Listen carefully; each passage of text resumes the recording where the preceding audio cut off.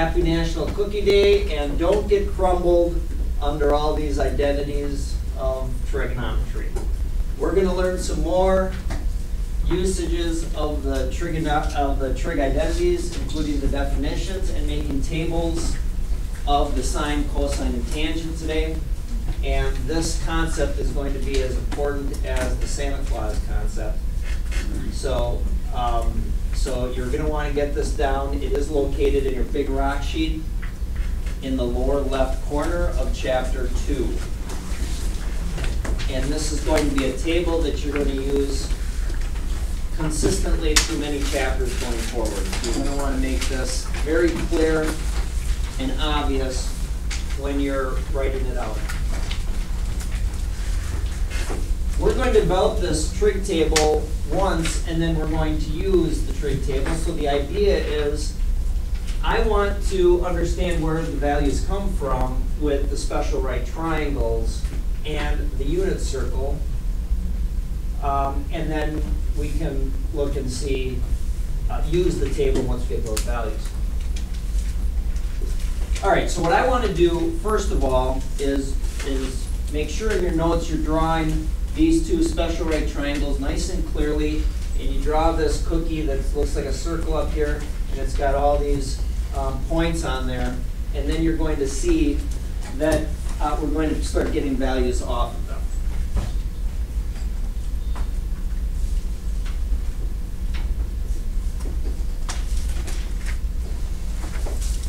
If we get the values for the sine, cosine, and tangent, I then can get all the other values of the other three trig functions because they're just reciprocals.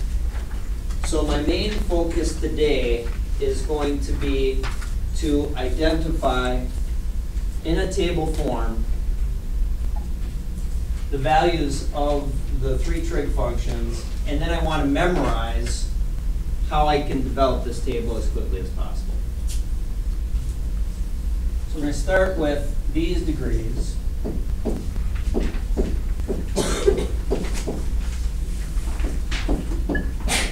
And we're going to look at the sine, cosine, and tangent.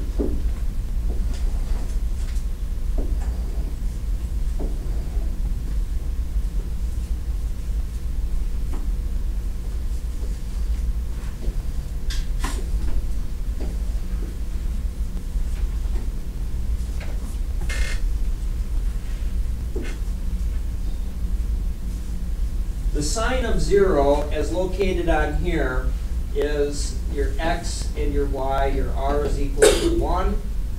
So this is 0 degrees right here. And when you look at the sine of 0, it's y over r, which is going to be 0 over 1. The sine of 0 is equal to 0 over 1. Sine of 30 degrees. Sine of 30 degrees is looking at this special right triangle at 30 degrees. Sine 30 is opposite over hypotenuse, so that's going to be 1 over 2. If I look at 45 degrees, that's going to be this angle here. 45 degrees is going to be 1 over the square root of 2. Or in other words, if I simplify that, it's going to be square root of 2 over 2.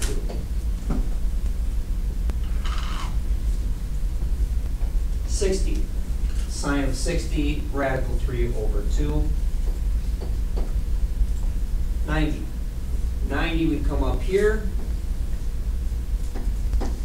and I'm looking at my y over my r, which is going to be 1 over 1. Both my y and the r are the same thing, or 1. And then what I want to do is do the same exact thing for the cosine. The cosine theta, let's see, cosine of 0, back to here, x over r, 1 over 1. Cosine 30 degrees, adjacent over hypotenuse. 45 degrees, cosine. 60 degrees adjacent over hypotenuse. And again, the cosine of 90, we come up here, it's x over y, 0 over 1, which is going to be 0.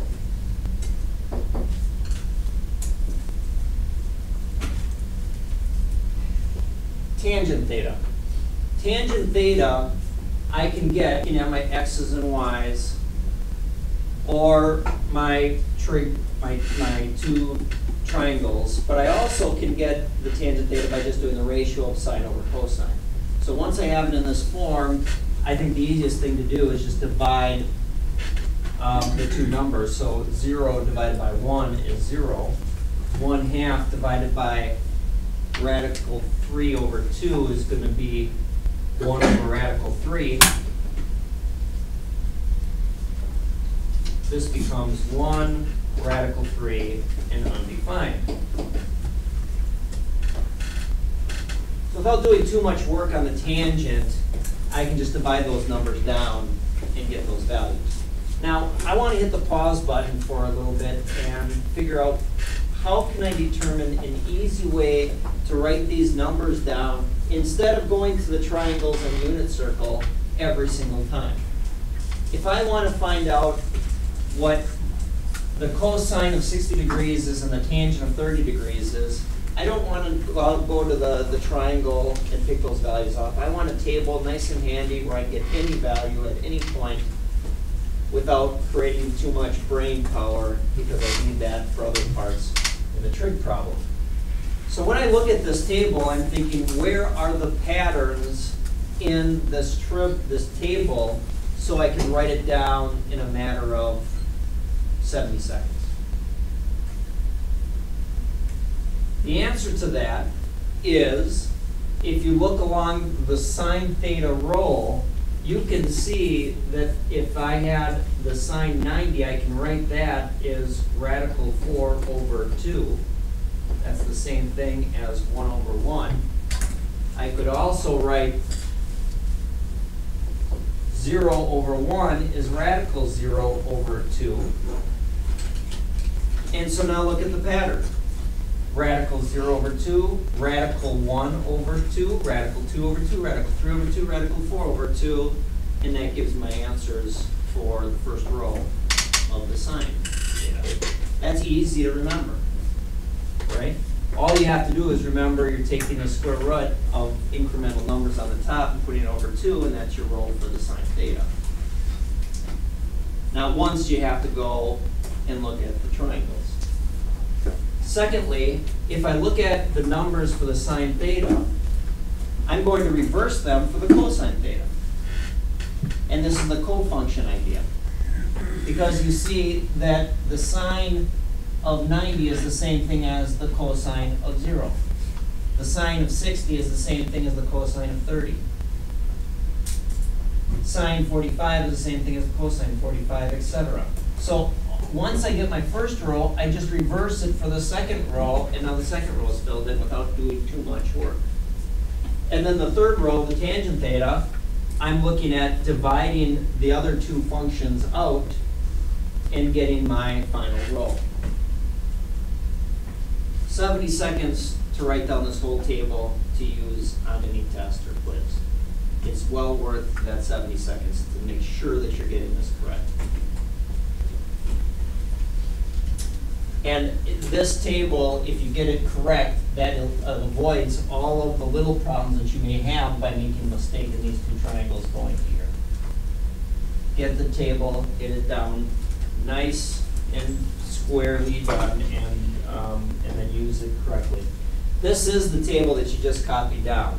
It's in a little bit cleaner form, but you're basically going from 0 to 1 on the sine theta and then reversing and dividing out. Now, when I go through the table, what I do is I memorize one number, because if I can know the one number, I think I can get the rest of the table pretty easily, and that's this number right here. The sine of 30 degrees is 1/2. If I know the sine of 30 degrees is 1/2, I know I'm going to start from 0 and go to 1, because the numbers that follow are going to be bigger than 1/2. and then I'm going to know to reverse it. You're going to be using these numbers so frequently that you're not going to need the table anymore. You're just going to know what these values are. And so if you can remember what the sine 30 is, you'll know that's 1/2, so therefore the sine 60 is going to be radical 3 over 2. That's that other one. And then you know what the cosine theta is. So again, the main memorization on that table, in my opinion, is sine 30 degrees, which is 1/2, if you start not using the table and doing it in your head.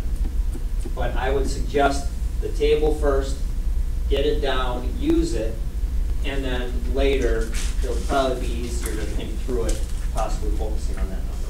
I want to take a look at a couple examples. On this example, it says show the following is true: cosine squared 60 degrees plus sine squared 60 degrees is equal to 1. You know this is true because of the identity sine squared theta plus cosine squared theta equals 1.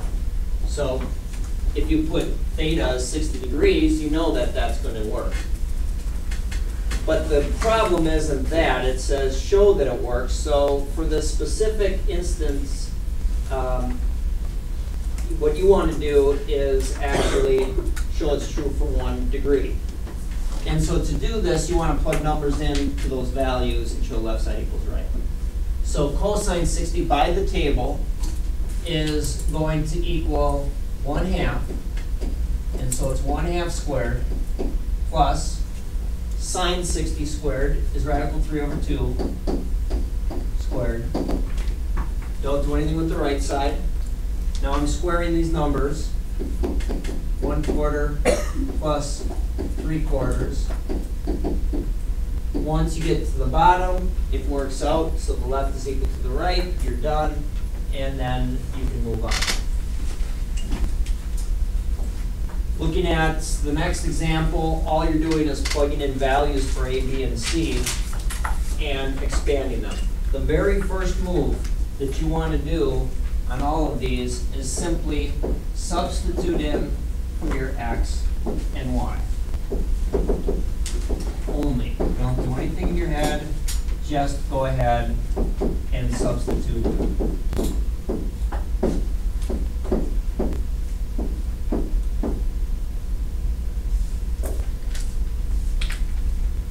At this point, you want to evaluate the trig function. Keep in mind, it's the sine of the angle, sine of 30. That cannot be changed.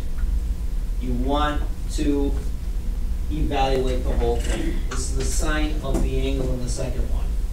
So this is going to be 2 times the sine of 30 is going to be 1/2, and so that's equal to 1. Going to the next one, the sine of 90. Sine of 90 has got to be, let's see, if I remember the table, it's going from 0 to 1, so that's going to be 1.